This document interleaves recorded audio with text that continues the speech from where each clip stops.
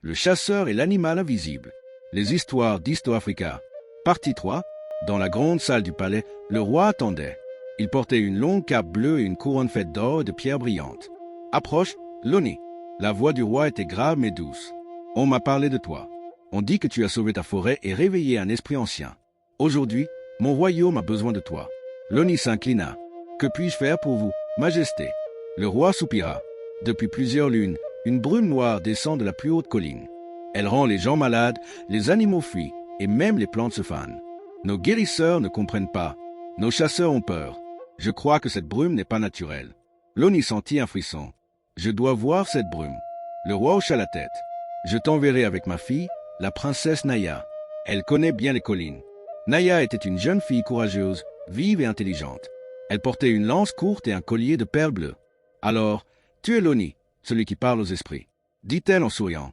Je parle surtout avec mon cœur, répondit Loni timidement. Ils partirent ensemble vers la plus haute colline. Plus ils montaient, plus la brume devenait épaisse. Elle semblait vivante, comme si elle respirait. Les oiseaux ne chantaient plus. Les arbres étaient tordus, comme blessés. Cette brume n'est pas normale, murmura Naya. Loni ferma les yeux et posa sa main sur le sol. Il sentit une énergie froide, lourde, presque triste. Quelque chose souffre ici. Quelque chose appelle à l'aide. Au sommet de la colline, ils découvrirent une grotte. De la brume noire en sortait comme de la fumée. Ils entrèrent prudemment. À l'intérieur, une créature était enchaînée. Elle ressemblait à un grand félin, mais faite d'ombre et de lumière mélangées. Ses yeux brillaient d'un bleu profond.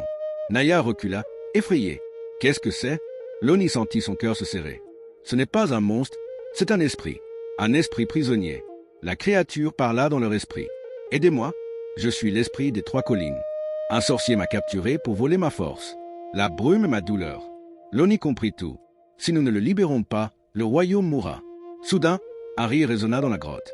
Un homme vêtu de noir apparut, tenant un bâton tordu. Je me demandais quand le petit messager viendrait. C'était le sorcier. Ce royaume m'a rejeté. Alors je prendrai sa force. Personne ne m'arrêtera. Il leva son bâton, et la brume devint plus dense. Naya se plaça devant Loni.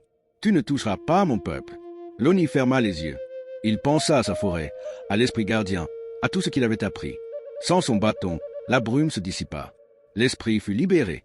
L'esprit, maintenant libre, se transforma en une grande lumière. Merci, Loni. Merci, princesse Naya. Le royaume vivra grâce à vous. Il disparut dans un souffle doux. Quand ils revinrent au palais, le roi les accueillit avec émotion. Vous avez sauvé mon peuple. Loni, tu es jeune, mais ton cœur est plus grand que bien des guerriers. Il offrit à Loni un collier royal, symbole de gratitude.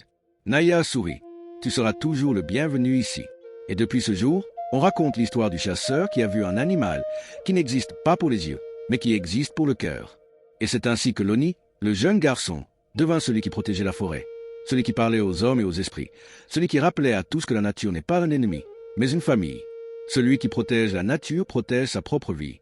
Celui qui détruit la nature détruit son avenir. Celui qui écoute la nature entend des vérités que les autres ignorent. Et celui qui protège les esprits protège les hommes. Ainsi s'achève l'histoire du chasseur et l'animal invisible. J'espère que vous avez aimé cette histoire. Partagez vos pensées dans les commentaires et dites-nous ce que vous en avez appris. Nous serions ravis de vous lire. Alors n'oubliez pas de liker et de vous abonner. Histo-Africa vous remercie. À très bientôt pour une nouvelle histoire africaine.